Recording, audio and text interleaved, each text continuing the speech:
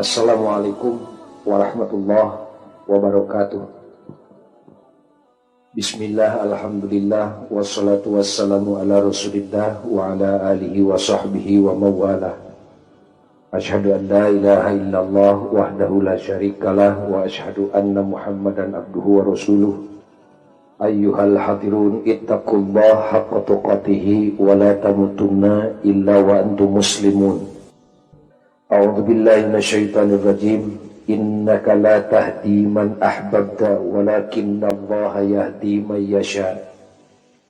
Hadirin sekalian kaum muslimin, untuk kedua kalinya saya diberi kepercayaan untuk menguraikan masalah-masalah agama pada pengajian yang mulia ini.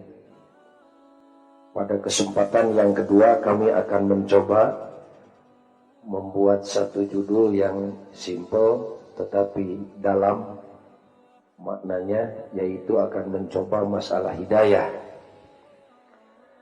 Latar belakang kami bahas masalah hidayah didorong oleh pertanyaan beberapa teman, apa sebabnya Saudara Ghazali katanya pada akhir-akhir ini nampaknya dakwah Islam itu makin maju di sana sini, bukan saja di dalam negeri, bahkan di negeri-negeri yang dulu belum kenal Islam sekarang malah banyak mengimpor mubalik dari negeri kita.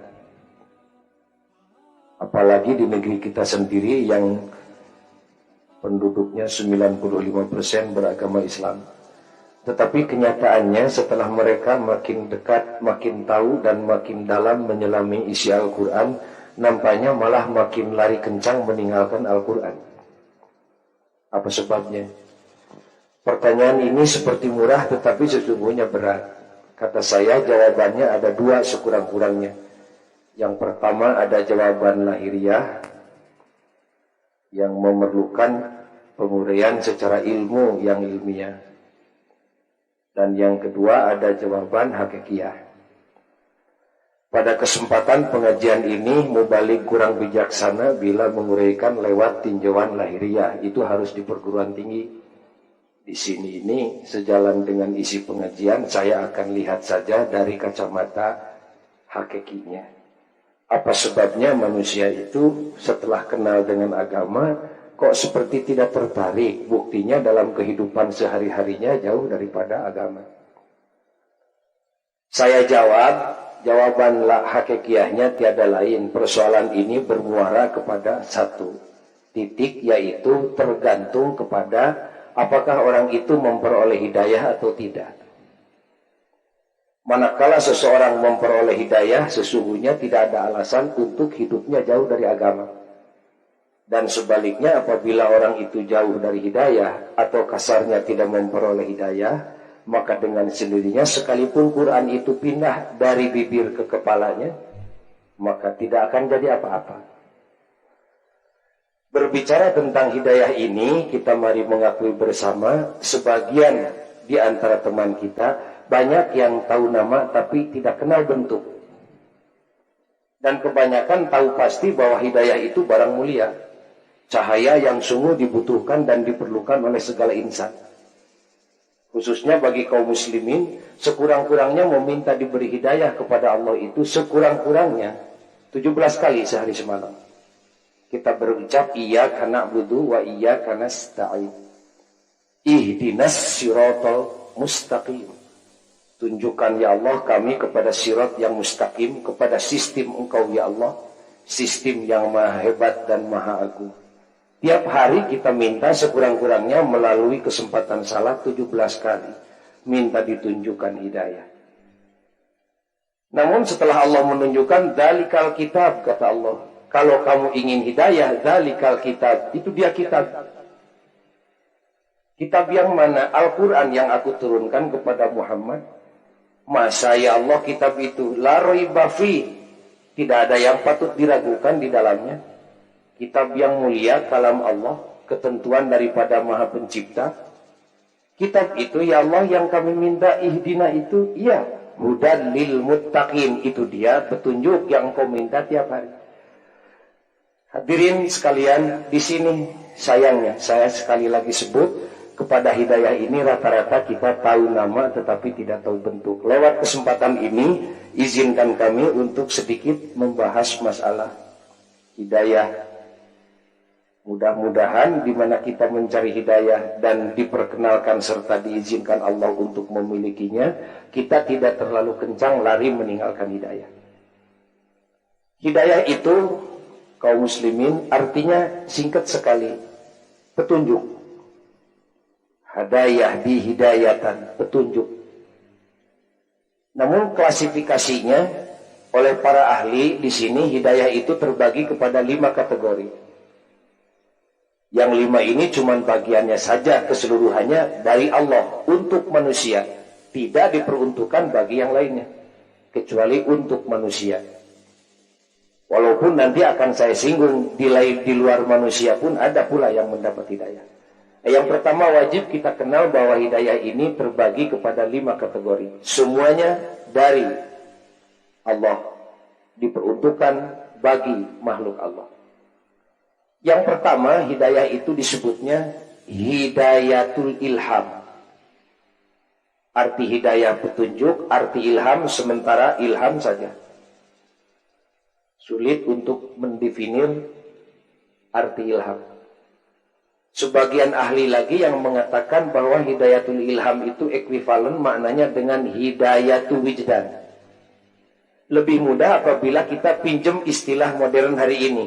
Hidayatul ilham itu kurang lebih maknanya sama dengan insting. Untuk siapa Pak Ghazali? Hidayah yang pertama ini dari Allah dan untuk segala makhluk Allah. Baik yang minta maupun yang tidak minta, hidayah yang pertama ini dikasih oleh Allah. Dari mulai tumbuh-tumbuhan sampai dengan hewan di luar manusia, terutama manusia, perlu tidak perlu asal dia hidup diberi hidayah yang pertama ini. Tidak usah minta. Diterima oleh tumbuh-tumbuhan. Pohon-pohonan kita lihat di luar bergoyang. Mata telanjang menunjukkan bahwa goyangnya pohon di luar itu berdasarkan tiupan angin. Itu pun tidak salah. Tetapi pada hakikatnya goyangnya pohon-pohonan bukan karena angin, melainkan berdasarkan hidayah. Berdasarkan petunjuk. Nah, hidayah yang demikian disebut hidayatul ilham atau hidayatul wijdan yang diterima oleh tumbuh-tumbuhan. Bisa pula diterima oleh manusia, terutama bayi dalam kandungan dalam rahim ibunya setelah 4 bulan. Dia mulai hidup, dikasih roh oleh Allah. Demikian menurut keterangan hadis. Sejak 120 hari baru bayi mulai bergerak. Ke kiri, ke kanan, boleh jadi ke atas dan ke bawah. Saya tidak lebih panjang menguraikan tentang pergerakan bayi dalam rahim, sebab saya tidak ditakdirkan jadi seorang wanita. Lebih tahu ibu dalam hal ini barangkali. Tapi yang jelas bayi bergerak. Pergerakan bayi di dalam kandungan seorang ibu bukan gerak karena didikan ibu dan bapak, melainkan pergerakan karena berdasarkan hidayah. Hidayah yang demikian disebut hidayatul ilham atau hidayatul wijdan yang diterima oleh bayi dalam perut ibu. Dan banyak lagi ibu, terlalu panjang kalau saya sebut satu persatu. Pendeknya hidayah ilham ini diperuntukkan bagi segala makhluk Allah di dunia. Kalau kita perhatikan hidayah yang 5 ini seperti kukusan yang terlentang. Bahasa Sundanya cara asepan nangkara, lebih besar di atas, lebih kecil, lebih kecil, lebih kecil. Yang paling mahal kan biasa tumpeng juga yang ujungnya, yang ada telurnya biasanya. Nah, hidayah yang pertama nampaknya tidak seperti mahal karena tanpa diminta pun dikasih. Adapun cara Allah menganugerahkan hidayah itu tidak sekaligus, tetapi evolusif. Dikirimkannya satu persatu. Pertama dibukakan pintu makhluk Allah itu untuk menerima hidayah yang saya sebut tadi, hidayah ilham. Sesuai dengan perkembangan fisik dan psikis makhluk itu sendiri. Di dalam perut menerima hidayah ilham. Dia lahir ke dunia, dilengkapi dengan berbagai macam panca indera. Kemudian dipersilahkan oleh Allah untuk memasuki kamar yang kedua dalam rangka menerima hidayah yang kedua. Menjelang dia dewasa. Setelah berfungsi panca inderanya, baru orang itu menerima hidayah nomor 2. Yang istilahnya disebut hidayatul hawas Sebagian ahli tafsir lagi menyebutnya hidayatul gharizah. Arti hidayah itu petunjuk, arti gharizah itu panca indera. Dilihat dari kata demi kata bahwa hidayatul gharizah itu petunjuk dari Allah yang diberikan kepada makhluk Allah, diterimanya berdasarkan bantuan panca indera yang dianugerahkan Allah. Dengan demikian akal kita bisa mengira-ngira bahwa hidayah yang nomor 2 ini hanya diberikan oleh Allah kepada makhluk Allah yang punya panca indera. Tumbuh-tumbuhan tidak dikasih. Kalau tadi hidayah ilham, tumbuh-tumbuhan sekalipun diterima, bisa menerima. Tapi kalau hidayah yang nomor 2, yaitu hidayatul hawas, tumbuh-tumbuhan tidak kebagian, hanya diperuntukkan bagi makhluk Allah yang punya panca indera, yaitu manusia dan hewan di luar manusia. Kira-kira tidak terlalu salah kalau saya sejajarkan bahwa hidayatul hawas ini maknanya sejajar dengan pengetahuan panca indera atau knowledge, kennis bahasa Belandanya. Jadi di mana orang punya panca indera dan panca inderanya berfungsi, saya yakin bahwa orang itu berhak untuk menerima hidayah nomor 2. Buktinya seperti anak kecil umur 7 tahun, dia sudah berfungsi panca inderanya. Asal ada ustadz yang mau ngajar ngaji Quran, asal dia mau ngaji Quran dan mata serta telinganya bisa menerima keterangan dari ustadznya, ustadz tidak usah ngajar itu sampai mengakibatkan serangan paru-paru, anak itu tidak usah sampai gundul kepalanya seperti profesor, dia akan bisa baca Quran berkat bantuan panca inderanya. Itulah hidayah nomor 2. Hidayah nomor 2, hidayatul hawas, hidayatul gharizah atau hidayatul ilham ini bisa pula diterima oleh hewan selain manusia. Kita juga sering memperhatikan anak-anak beli merpati di pasar Andir. Lantas merpati dibawa ke rumahnya, disediakan peti, dimasukkan di dalam peti, dikasih untuk penjinak di sana barang makanan 1-2 sendok saja, ditutup 2-3 jam saja, lantas bukakan peti merpati itu. Dia akan terbang sejauh kemampuan dia, tetapi dia pasti akan kembali lagi ke kandangnya. Kembalinya merpati itu tidak melalui proses pendidikan yang formal, tetapi dia lewat pengetahuan panca inderanya. Apa yang dialami oleh dia, dia akan mengetahui dan bisa melaksanakannya. Kurang lebih demikian. Itulah Pak Ghazali yang menentukan baik buruknya manusia, hidayah ilham dan hidayah hawas? Bukan. Itu mah tahap kedua. Yang mana yang bisa menentukan untung ruginya manusia? Dan yang kita minta tiap hari sampai 17 kali itu apakah hidayah yang itu? Bukan, itu baru 2 kamar. Baru setelah kamar yang kedua ini dilalui, dibukakan lagi pintu yang ketiga, kamar yang ketiga untuk dimasuki oleh makhluk Allah untuk menerima hidayah yang nomor 3 sesuai dengan perkembangan fisik dan psikis orang itu sendiri. Sekali lagi saya ulangi, hidayah ilham untuk semua diberikan sejak dalam kandungan kepada manusia, untuk semua termasuk tumbuh-tumbuhan. Orang itu lahir, lantas berhak menerima hidayah nomor 2 disebut hidayatul hawas atau hidayatul wijd atau hidayatul gharizah. Kemudian orang itu menjelang dewasa dan sampai dengan dewasa, maka pintu ketiga terbuka, kamar ketiga disediakan untuk menerima hidayah nomor 3, disebutnya hidayatul akli. Arti hidayah itu petunjuk, arti akli itu akal. Kalau tadi saya sebut bahwa hidayah yang 5 ini diberikannya oleh Allah secara evolusi. Pertama hidayah ilham, kedua hidayah hawas, ketiga hidayah akal. Saya sebut tadi juga seperti asupan nangkara. Jadi gede di atas, makin kecil, untuk semua, tidak semua. Hanya untuk manusia dan hewan di luar manusia. Nah, hidayah nomor 3 minus hewan. Itu hanya diperuntukkan bagi makhluk Allah yang namanya manusia. Karena di situ ada embel-embel akal. Arti hidayah petunjuk, arti akal, ya akal saja dulu sementara. Disinilah orang bisa mengetahui sesuatu berkat bantuan akalnya, sehingga pengetahuannya meningkat sedikit dari pengalaman sampai kepada pengetahuan yang sistematik atau pengetahuan yang menggunakan metode ilmu. Ini terbatas hanya untuk manusia. Hewan tidak kebagian, apalagi tumbuh-tumbuhan. Manusia pun terbatas pula, tergantung kepada kemampuan dia berpikir. Sekalipun orang itu dewasa menurut ukuran umurnya, manakala akalnya tidak terlatih, kurang berhak menerima hidayah nomor 3. Ini terbatas biasanya para ulama dan para sarjana. Namun demikian, tanpa jadi ulama dan sarjana pun, sepanjang manusia bisa menggunakan akalnya, berhak menerima hidayah nomor 3. Perbedaannya terletak pada besar kecilnya hidayah yang dia miliki saja. Ilustrasi sedikit, simpen dulu sampai 3. Kita singgung sedikit masalah akal. Dulu kaum muslimin saya pernah diundang ngaji karena saya kiai operasi yang ke daerah-daerah ngaji di Majalengka dulu. Seorang pejabat teras di Majalengka selesai ngaji bertanya kepada saya, Pak Ghazali, saya ingin tahu sejak dulu sesungguhnya apa sih akal itu? Kata saya, ini pertanyaan bukan pertanyaan murah, Pak. Kalau istilahnya orang-orang pintar disebut pertanyaan yang filosofis. Jadi tidak bisa dijawab pendek. Beliau kepada saya mendesak, Pak Ghazali, harus ada bedanya. Kiai muda yang datang dari kota harus bisa menjawab pendek dan bisa dipahami oleh orang bodoh, dan yang pintar tidak bosan.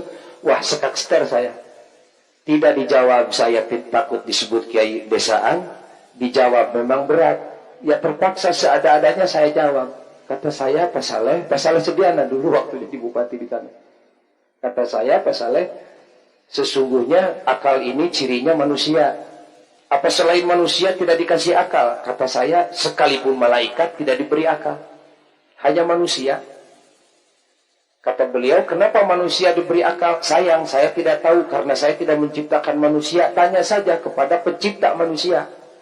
Cuman hikmatnya, kenapa manusia dikasih akal? Karena Allah akan menitipkan alam semesta kepada manusia, tidak kepada malaikat. Dan tidak pula kepada jin dan iblis, melainkan kepada manusia.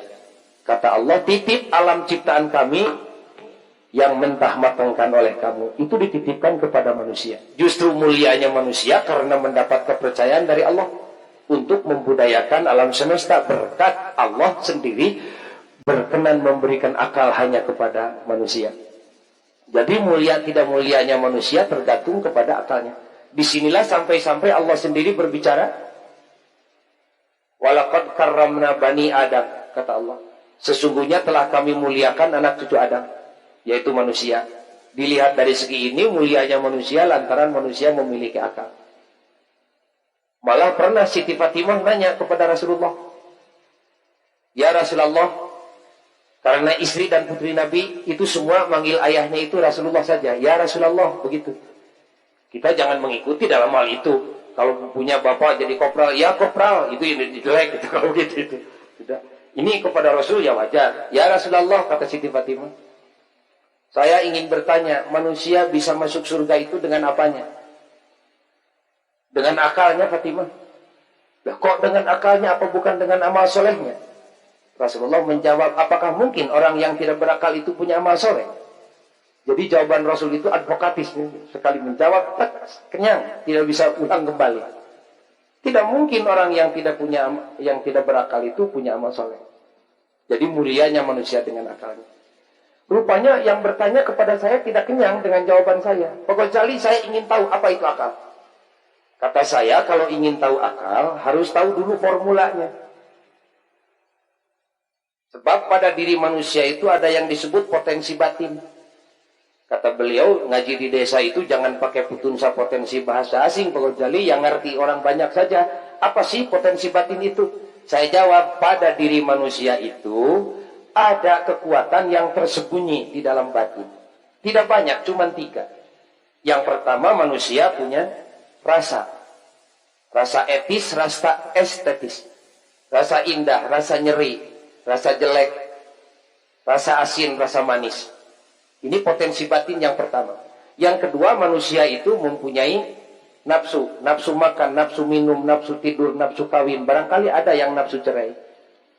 Nafsu macam-macam. Nafsu inilah disebut potensi batin nomor 2. Dan yang ketiga, manusia itu mempunyai pikiran ingin membela diri dan keluarga, pikiran ingin memajukan bangsa, pikiran ingin membela agama, pikiran ingin memajukan usaha, pikiran ingin menyelamatkan keluarga. Banyak macam-macam pikiran. Pikiran inilah disebut potensi batin nomor 3. Menurut ahli zaman sekarang, potensi batin pikir dan rasa dikawinkan disebut akal. Jadi akal itu persenyawaan antara rasa dan pikir. Begitu kata saya. Beliau desak lagi kepada saya. Katanya Pak Ghazali, hanya untuk manusia saja potensi batin itu. Saya jawab, kambing pun dikasih, cuman jumlahnya beda. Kalau manusia dikasih potensi batin rasa, kambing pun dikasih rasa. Kalau manusia dikasih nafsu, kambing pun dikasih nafsu. Kalau manusia dikasih pikir, kambing tidak diberi pikiran oleh Allah. Oleh karena itu, kambing tidak pada tempatnya untuk disebut punya akal. Karena minus 1. Cuman beda 1 kita dengan kambing itu. Kambing punya rasa, kita pun punya. Kambing punya nafsu, kita pun punya. Kita punya pikir, kambing tidak punya pikir. Barangkali saudara dengan kambing itu. Beda 1 kita dengan. Kata beliau, masa kambing tidak punya pikir? Padahal saya sendiri punya kambing. Kambing saya dicangcang, kebun saya dipagar. Tapi sekali waktu kambing kalau tidak dijaga saya bisa loncat. Tidak mungkin dia loncat kalau tanpa pikir.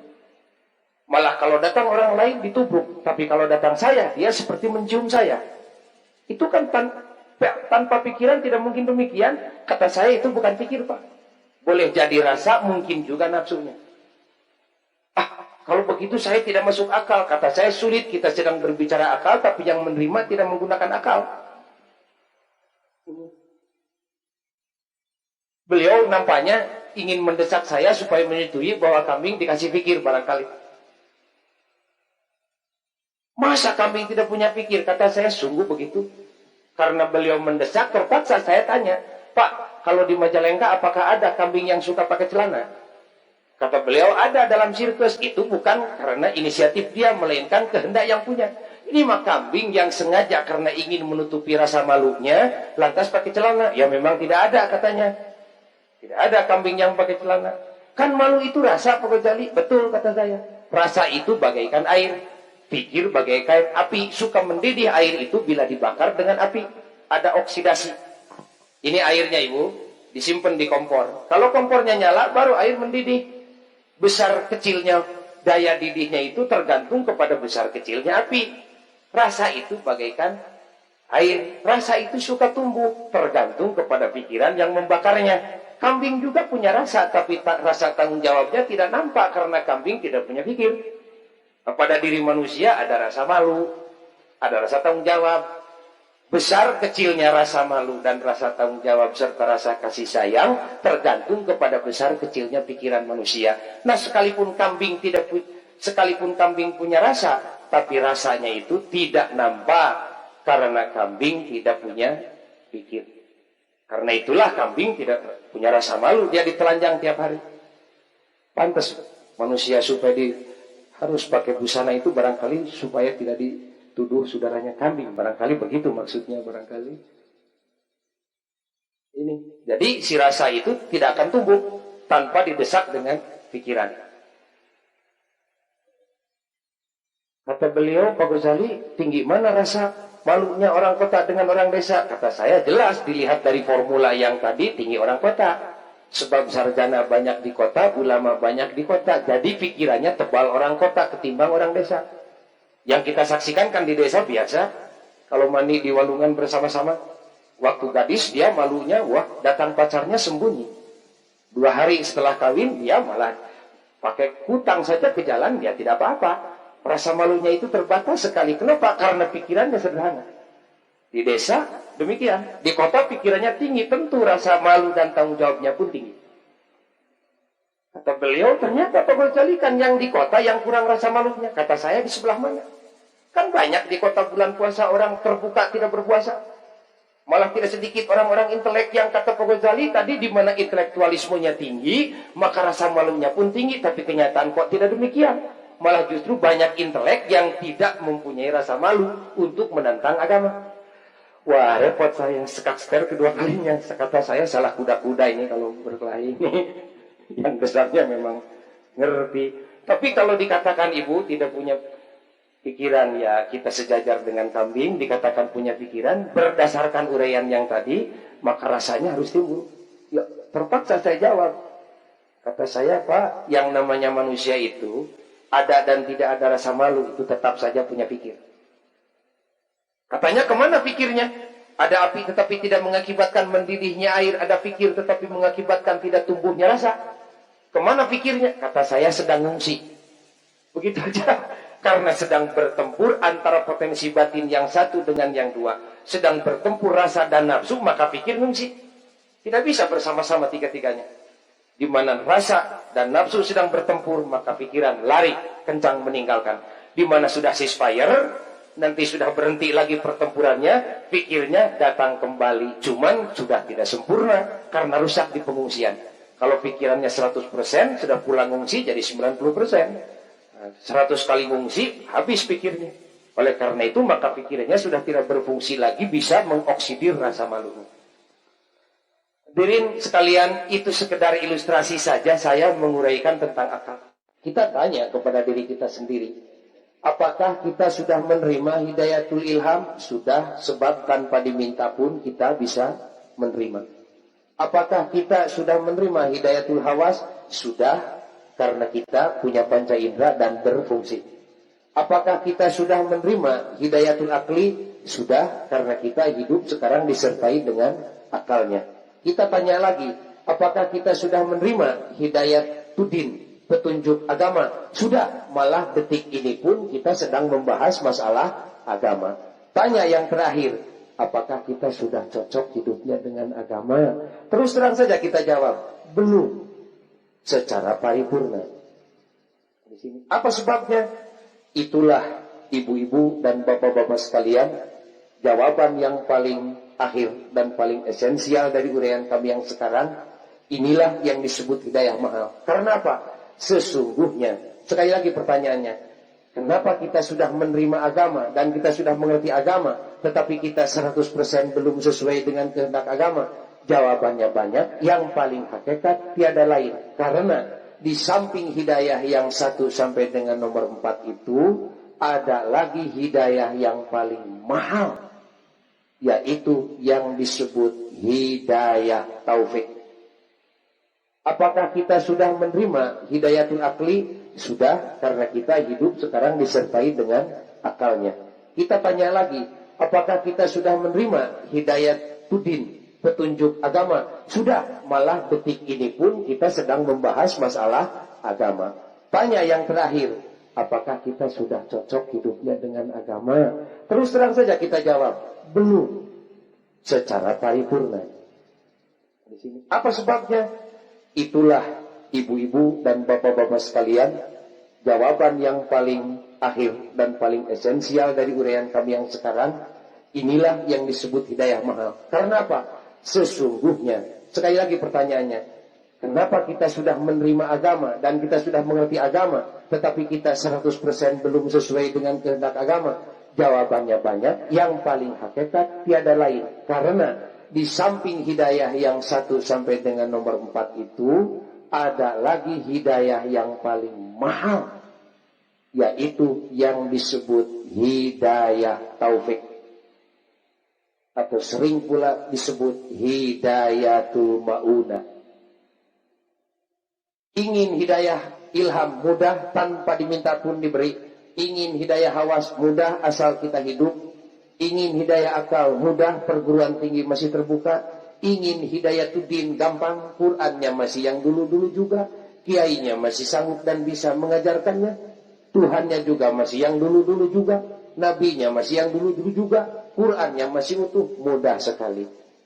Bagaimana Pak Ghazali? Di samping saya ingin tahu Al-Quran itu, saya ingin punya hati mau menerima ketentuan Allah yang ada dalam Al-Quran. Nah, berbicara tentang ini, kita harus memperoleh hidayah nomor 5 yang terakhir, yang disebut hidayah taufik. Yang sering-sering kan kita juga dengar, kalau pidato ujungnya itu pakai doa, wabillahi taufik wal hidayah. Itu nama hidayah itu karena saking tahunya barang penting, sampai-sampai jadi nama orang kan, Pak Haji Hidayat, Pak Hidayah, Masjid Al-Hidayah. Malah ada di Jatayu itu ada Jaipongan Al-Hidayah, di sana itu ada juga. Saking baiknya hidayah itu. Itu mampu harus memperoleh hidayah nomor 5. Kemana Pak Ghazali mencarinya? Kan kalau mencari hidayah din gampang di masjid tempatnya, atau di pesantren, atau di perguruan tinggi. Mencari hidayah akal gampang di perguruan tinggi dan di lain tempat. Mencari hidayah hawas tidak usah cari, asal hidup. Mencari hidayah ilham gampang tanpa diminta pun diberi. Kalau hidayah ilham kemana mencarinya? Nah, ini sulit bu, tidak ada pasarnya. Tidak ada nabinya yang bisa memberikan hidayah nomor 5. Tidak ada walinya yang bisa memberikan hidayah nomor 5. Tidak ada pesantren dan perguruan tinggi yang mampu memberikannya. Hidayah nomor 5 ini mutlak monopoli Allah subhanahu wa ta'ala. Sulit. Sulit sekali. Monopoli Allah. Jangankan kita ibu. Kita dengar Sayyid Abu Thalib, paman Nabi sendiri, Bapak Sayyidina Ali. Nabi sebelum tabligh kepada kita itu kan kepada keluarga terdekat. Beliau datang menghampiri istri dan anak, seluruhnya tidak ada kesulitan, mukmin, muslim, muslimat. Lantas Nabi datang kepada paman sendiri yang diakunya sebagai bapak karena Nabi dibesarkan lewat Abu Thalib sendiri. Dua-duanya saling cinta mencintai, malah saking cintanya Abu Thalib, Ali sendiri kan dipasrahkan kepada Muhammad Rasulullah. Silakan Muhammad, sebelum engkau celaka, Ali dulu jadikan tumbang, kan begitu. Saking cintanya. Pada kesempatan pertama, Rasulullah datang kepada Abu Thalib. Dakwah Rasulullah bukan seperti saya. Di samping bahasa yang halus, hatinya juga halus. Ditambah senjata mukjizat. Beliau, dengan nada yang halus. Malibir pasir malapah gedang bahasa priangannya. Datang kepada Abu Thalib, paman tercinta, kata Rasulullah. Apakah paman masih cinta kepada kami? Terkejut Abu Thalib. Kenapa Muhammad kamu bertanya begitu? Aku cinta kepadamu lebih daripada aku mencintai diriku sendiri. Rela kiranya kaki saya ini patah ketimbang kakimu tertusuk duri. Ada apa Muhammad? Lantas Nabi Muhammad bertanya lagi, paman dah tercinta, apakah paman masih percaya kepada omongan kami? Wallahi Muhammad, aku percaya kepada omonganmu selalu. Jangankan engkau berbicara benar, jangankan engkau berbicara benar, salah sekalipun, aku tetap percaya yang keluar dari mulutmu. Karena sepanjang aku tahu engkau sejak kecil belum pernah berdusta. Ada apa Muhammad? Kok panjang-panjang seperti ada sesuatu yang disembunyikan? Sesungguhnya kami ingin beritahu bahwa kami telah dilantik jadi utusan Allah, menerima wahyu yang pertama di Gua Hira. Iqra bismi rabbikal ladzi khalaq. Apakah paman percaya?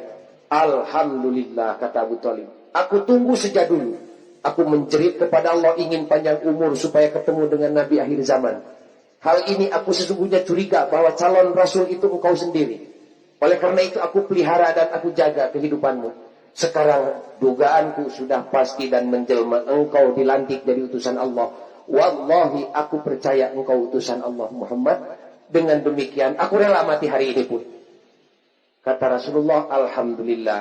Karena paman sudah percaya, paman sudah termasuk sebagai seorang mukmin. Tapi apa artinya jadi mukmin tanpa muslim? Supaya paman jadi mukmin, jadi muslim, mari ikrarkan lewat mulut paman. Diikuti ucapan saya. Akui Allah satu, Muhammad utusannya, dengan ucapan asyhadu an la ilaha illallah wa asyhadu anna Muhammadar Rasulullah. Bagaimana kata Abu Thalib? Masalah itu nanti saja kan, paman tidak akan mati besok. Kalau istilah orang sekarang, nanti saya juga setelah pensiun kan akan salat, saya juga nanti. Sekarang masih sibuk, BTN belum lunas dibayar, mobil kreditan belum selesai, sekolah anak saya belum selesai. Sibuk Pak, nantilah setelah pensiun, malah saya ke Mekahnya juga akan tiap hari. Dikiranya tiap hari ke Mekah barangkali. Itu ada dari Mekahnya juga begitu, Abu Thalib ada. Nanti saja nak. Coba ibu, kita ingat bersama, apa sulitnya sih syahadat? Setengah menit selesai, tapi Abu Thalib keberatan. Padahal hatinya sudah menerima Allah satu, Muhammad utusannya, cuma tidak mau mengakui. Pengakuan dalam Islam itu merupakan faktor yang paling penting. Sebab iman tanpa diakui sejajar dengan Yahudi, kata Allah. Alladzi atainahumul kitaba ya'rifunahu kama ya'rifuna abnahum. Orang Yahudi tahunya kepada Nabi Muhammad persis seperti kepada anak sendiri. Tiap hari berjabatan tangan, tapi dia tidak mau mengakui. Hatinya dia tahu bahwa itu utusan Allah. Abu Thalib tahu Muhammad utusan Allah dan dinanti kehadirannya oleh dia. Tetapi diajak untuk syahadat, tidak mau. Apalagi diajak salat. Nabi Muhammad pulang. Dia tidak bosan, besok datang, ajak lagi. Bersih tegang urat leher Abu Thalib, tidak mau mengucapkan 2 kalimat syahadat. Bulak-balik, tidak mau. Akhirnya datanglah panggilan Allah kepada Abu Thalib untuk pulang menghadap kepadanya. Datang sakaratul maut. Nabi Muhammad ingin menggunakan momen psikologis pada saat yang paling akhir dan paling peka, ingin dimanfaatkan supaya Abu Thalib mengucapkan syahadat. Datang lagi. Paman tercinta, apakah paman masih melihat bahwa ini saya? Melihat Muhammad, syukur kamu datang. Nampaknya paman sakit yang paling ujung, Muhammad. Demikian kata Nabi Muhammad, paman di dunia ini termasuk orang yang terpuji, dan paman di dunia termasuk orang yang terhormat, raja namanya. Ingin sekali kedudukan paman di dunia terbawa ke akhirat. Pintunya cuma satu kuncinya, ucapkan 2 kalimat syahadat. Terlanjur paman sudah percaya Allah satu, Muhammad utusannya. Ikrarkan dalam lisan. Tinggal syahadat dengan salat, Bu. Waktu itu syahadat, salat, mati, surga, Bu. Kalau sekarang sudah banyak aturan, ya zakatnya bagus, hajinya bagus, salatnya bagus, jelek saja kepada mertua sekarang sudah jatuh sekarang. Sayangnya kita tidak hidup dulu itu, zaman dulu. Kalau dulu mah syahadat, salat, mati, surga. Paman, mari syahadat, mari salat. Salat pun habis waktu, tinggal syahadat saja. Kedengaran paman? Kedengaran Muhammad. Percaya saya utusan Allah? Percaya. Mari syahadat? Nanti saja, nak. Tidak mau. Nah, di sini. Menerima Abu Thalib hidayah ilham, menerima Abu Thalib hidayah hawas, menerima hidayah akal. Jahiliyah itu hatinya, intelektualismenya tinggi. Malah kita sebelum kita tahu perbankan, Abu Thalib jago bank, tahu sekali. Menerima Abu Thalib hidayah tudin, mubaliknya juga utusan Allah. Menerima Abu Thalib hidayah taufik, enggak. Akhirnya Rasulullah usul kepada Allah, merengik-rengik, ya Allah, kami ingin balas budi kepada paman kami yang telah berjasa besar. Berikan kelunakan kepada hatinya, kasihkan petunjuk ya Allah kepada dia, supaya dia jadi seorang muslim, terlanjur dia jadi mukmin. Kepalang tanggung tidak muslim. Iman itu dalam hati kan, Islam itu dalam bentuk lahir. Dia tidak mau berbuat lahirnya. Datang lagi, tidak mau lagi. Ya Allah, sampai menegur Nabi. Apakah paman kami itu tidak punya hati dengan teman-temannya? Jawaban Allah sifatnya universal. Muhammad, lahum qulubun, mereka, bukan Abu Thalib saja, mereka, lahum qulubun, mereka itu punya hati, tetapi menyesal sekali, la yafqahuna biha. Hatinya itu sudah tidak mampu memilih mana benar dan mana salah. Apa tidak kedengaran uraian benar dari kami? Walahum adhanun, mereka pun punya telinga, tetapi sayang sekali, la yasma'una biha. Telinganya sudah tidak mampu mendengarkan barang benar. Apakah tidak punya mata mereka itu untuk melihat sesuatu, memilih benar dan salah? Walahum a'yun, mereka pun punya mata, tetapi la yubsiruna biha. Menyesal, matanya sudah tidak mampu mendengarkan barang benar. Ya Allah, kan yang disebut engkau itu panca indera yang sangat menentukan. Kenapa tidak berfungsi? Mereka yang tidak mau memfungsikan panca inderanya, ulaika kal an'am, kata Allah. Jangan marah Muhammad, persis seperti hewan saja. Masa ya Allah paman kami sampai dikualifikasi sebagai hewan? Balhum adol, malah lebih sesat ketimbang hewan. Nangis Rasulullah. Kembali lagi kepada Abu Thalib, paman tercinta, mari kita berikrar syahadat. Nanti saja. Usul lagi kepada Allah, kenapa ya Allah sekeras itu hati paman kami? Kami ingin balas budi. Anaknya sendiri Ali sudah mukmin, sudah muslim, kenapa bapaknya kok seberat ini? Datang jawaban dari Allah untuk menghibur Nabi Muhammad dan untuk memisahkan mana hidayah dari Allah yang harus disampaikan oleh manusia, mana hidayah dari Allah yang disampaikannya langsung oleh Allah sendiri. Datang ayat dari Allah, surat Al-Qasas ayat 57. Innaka la tahdi man ahbabta. Muhammad, begitu arti bebasnya. Kami mengutus engkau ke bumi ini, ke dunia ini, tidak disuruh untuk mengetuk jantung hati setiap insan. Itu bukan wewenangmu. Man ahbabta, sekalipun kepada orang yang kau cintai, pamanmu, adikmu, cucumu, kekasihmu, istrimu, keluargamu, bangsamu, dengan halus, dengan kasar, Muhammad jangan terlalu ngoyo. Istilah Jawanya, jangan ngotot. Kami utus engkau ke dunia, tidak disuruh mengetuk jantung hatinya, melainkan tugas engkau itu cukup basiran wa nadhira. Tunjukkan saja jalan ke neraka dan jalan ke surga, tunjukkan yang menakutkan dan tunjukkan yang menggembirakan. Dengan akalnya manusia bisa memilih, itu tugasmu. Cukup engkau tengah bertabligh kepada pamanmu, hanya tidak begitu saja Allah ngomongnya. Man ahbabta, sekalipun kepada orang yang kau cintai. Siapa saja ya Allah yang akan dilunakkan hatinya dan oleh siapa? Baru Allah menjawab, walakinnallah yahdi. Siapa saja yang kami sukai dan akan ditiupkan oleh kami sendiri. Siapa ya Allah? Mayyasha. Engkau tidak perlu tahu siapa saja yang kami kehendaki. Baru Nabi Muhammad gembira. Setelah itu, ya, kami sudah maksimal usahanya mengislamkan paman kami, tapi paman sudah tidak mau menerimanya. Ternyata Allah menjelaskan begitu. Tugas kami ternyata hanya untuk menyampaikan hidayah din dan mendewasakan hidayah akal saja, serta memupuk hidayah hawas dan hidayah ilham. Dari yang 1 sampai 4 itu adalah dari Allah, tetapi disampaikannya lewat kemampuan manusia. Yang terakhir dan yang paling mahal, congcok tumpeng itu, telur tumpeng, yang ujungnya itu wewenang Allah subhanahu wa ta'ala. Baru Abu Thalib ceklek, pas dia tidak dicatat dalam sejarah sebagai paman Nabi yang bisa mengucapkan 2 kalimat syahadat. Menyesal sekali ya ibu, kita tidak boleh menuduh bahwa itu jelek dan sebagainya. Terserah saja bagaimana pertimbangan Allah, karena jasanya besar sekali membela Rasulullah di masa itu. Tetapi sayang, jangankan salat, syahadat pun tidak. Itu mahalnya. Adapun taufik itu murahnya, mayyasha, kepada siapa saja tanpa kecuali. Asal orang itu mau menggunakan potensi batinnya untuk menerima sesuatu. Dan hidayah itu ada kalanya datangnya kepada manusia seperti kapuk terbang terbawa angin. Di mana angin sudah berhenti, kapuk jatuh. Di mana kapuk jatuh, siapa yang lewat, dia singgah. Asal lewat keluar. Tapi tidak mungkin kapuk singgah pada kepala orang yang tidur di rumah. Asal keluar saja, kapuk jatuh, kena kepalanya. Kan terjadi di Jakarta dulu. Saya baca dalam majalah Panji Masyarakat dulu, tahun 65. Ada seorang wanita Cina dari Kalimantan pernah mertamu di Jakarta.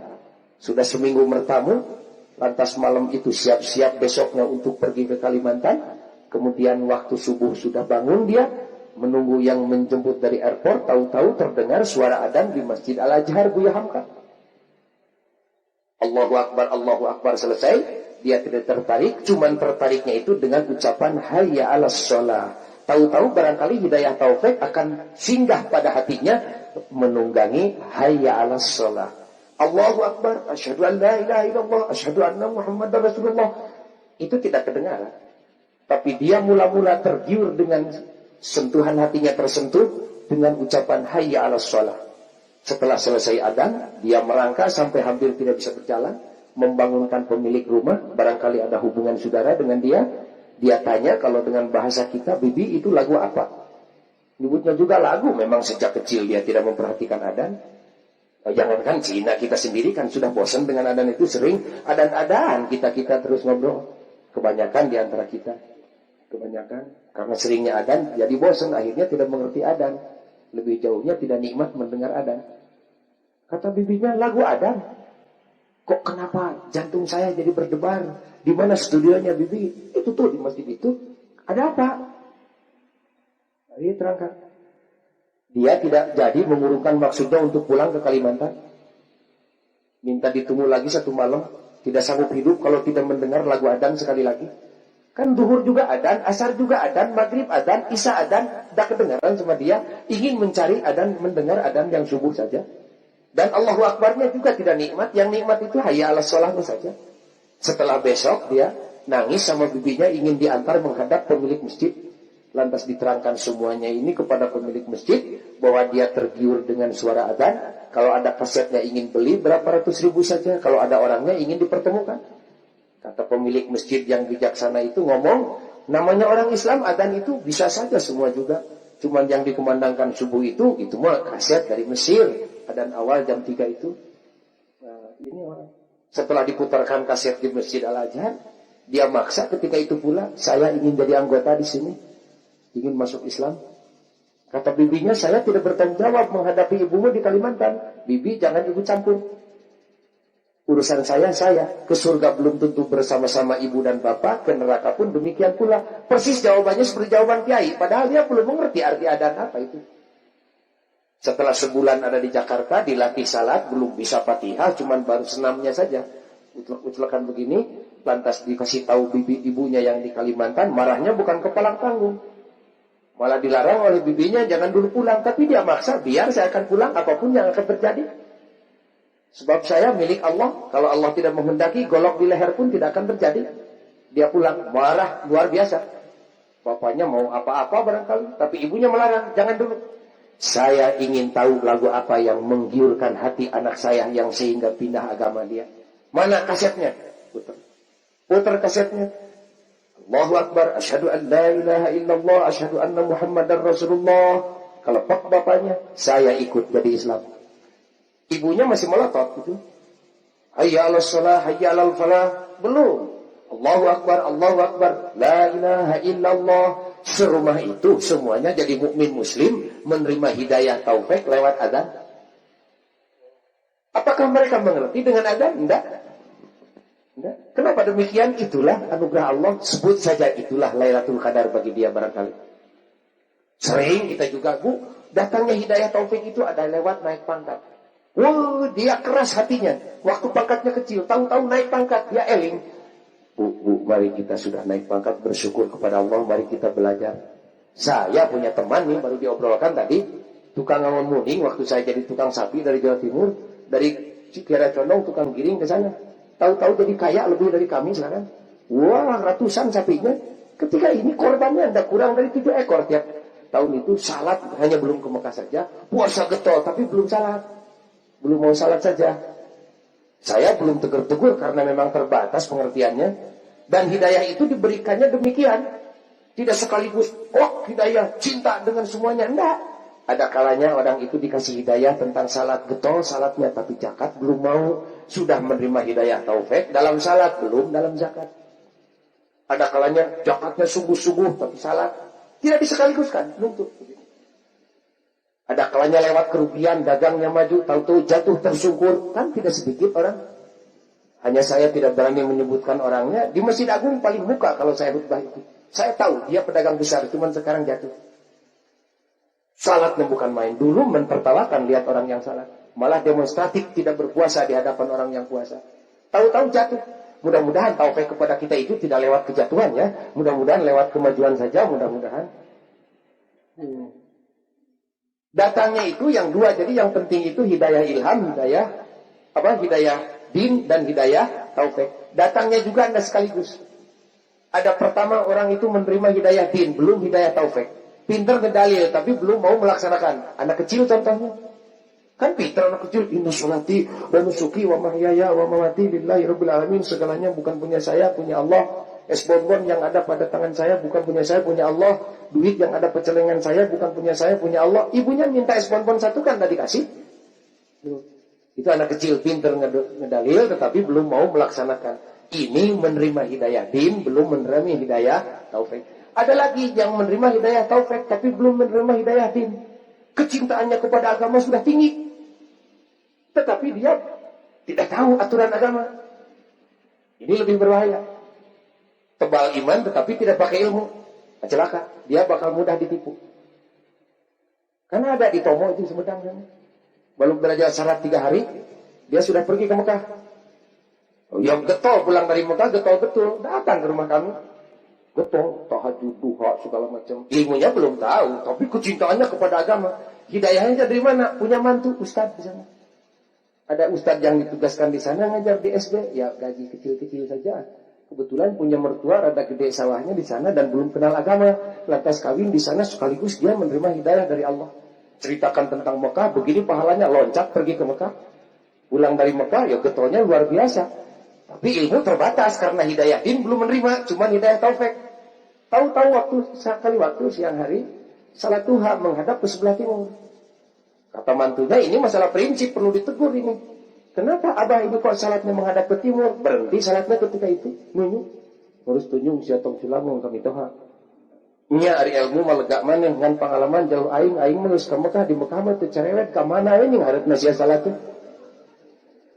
Menerima hidayah taufik, belum menerima hidayah din. Tebal iman tetapi tanpa ditopang dengan ilmu akan mudah ditipu. Menerima hidayah din tanpa menerima hidayah taufik, pinter ngedalil tetapi hidupnya tidak cocok dengan dalil. Yang paling indah itu menerima dua-duanya. Menerima hidayah din agar kita tahu benar, menerima hidayah taufik agar kita mau menerima benar. Sekurang-kurangnya kita mendoa kepada Allah ingin diberikan hidayah, dua-duanya ini. Ingin hidayah din, wah mudah kita juga saya sedang memberikan hidayah din ini. Tapi yang paling mahal hidayah taufik. Oleh karena itu kita minta ihdinas siratal mustaqim. Tapi ibu hidayah itu suka dicabut lagi oleh Allah. Dia tidak betah di hati kita dicabut lagi. Oleh karena itu dikasih doanya oleh Allah. Rabbana la tuzigh qulubana ba'da id hadaitana wa hab lana min ladunka rahmatan innaka antal wahhab. Ya Allah, hidayah yang telah Engkau anugerahkan kepada kami hendaknya tidak dicabut kembali. Itu doanya. Bagaimana pagarnya? Dipagar dengan amal. Nah, dengan banyaknya amal itu untuk memagari hidayah supaya betah, supaya kerasan di hati kita masing-masing. Malah kita ingin ditambah kembali hidayah dan taufik. Karena yang dimiliki oleh saya saja hidayahnya barangkali baru pada tingkatan salat. Ke Mekah sudah baru pada tingkatan ke Mekah. Zakat sudah baru pada tingkatan zakat. Adapun akhlak saya terhadap istri kadang-kadang membentak. Sambal terlalu asin saja kan sudah dilemparkan. Itu belum mendapat taufik juga dalam masalah pergaulan. Jadi kita ingin paripurna mendapat hidayah taufik dari Allah. Sehingga terasa nikmatnya dunia dan nikmatnya akhirat nanti. Hadirin sekalian, persis kami berbicara 55 menit. Sejam kurang 5 menit. Mudah-mudahan ada manfaatnya. Uraian kami lain dengan uraian pamita sebagai kita dengar dalam kaset tadi menceritakan fikih, tetapi kami menceritakan tauhid, menggiring ibu dan hati kami sendiri bersama-sama untuk lebih kita soson-soson memperoleh hidayah. Yang sudah memperoleh kita untuk lebih hati-hati dan memperkuatnya untuk memagari karena suka dicabut kembali oleh Allah. Suka dicabut kembali. Barangkali sebelum kami tutup, mari kita tutup dulu uraian yang resminya. Kita tutup dengan doa, doa yang bertalian dengan hidayah. Rabbana la tuzigh qulubana ba'da idh hadaitana wa hab lana min ladunka rahmatan innaka antal wahhab. Rabbana atina fid dunya hasanah wa fil akhirati hasanah wa qina adzabannar. Wabillahi taufiq wal hidayah. Wassalamualaikum warahmatullahi wabarakatuh.